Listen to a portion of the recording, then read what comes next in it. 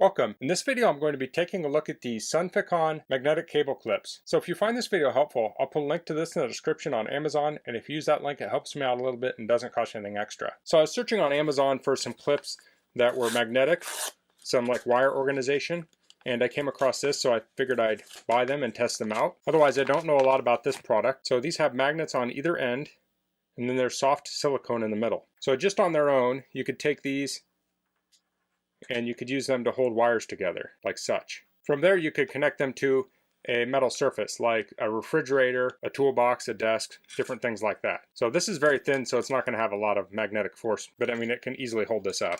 So this comes with 5 in a package, and I actually got these for a different purpose than just holding headphones or wires. I have an adjustable desk and it has metal underneath, and I wanted to see if these would hold up wires underneath. I like this option because I don't have to drill into the desk at all, and I can easily pop one side open to get the wire in and out. So I'm going to go install these on a wire on my desk and test it out, and then we'll pick up the video there. Okay, I'm under my desk here, and I've been doing some videos on this desk. It's a adjustable desk, and I'll put a link in the description of my playlist where you can find those videos. So I have this clamp-on outlet that goes on top of the desk, and you can find the video on that on my playlist. So it has a power cord coming down. So what I did is I attached it to the metal brace of the desk with these magnetic wire clips. So I used 4 of them. So there's 1,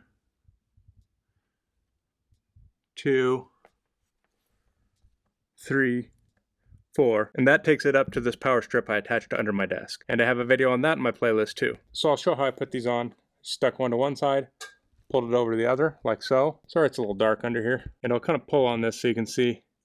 They come loose pretty easy, but it's enough to hold the wire. So I'll tug on it sideways.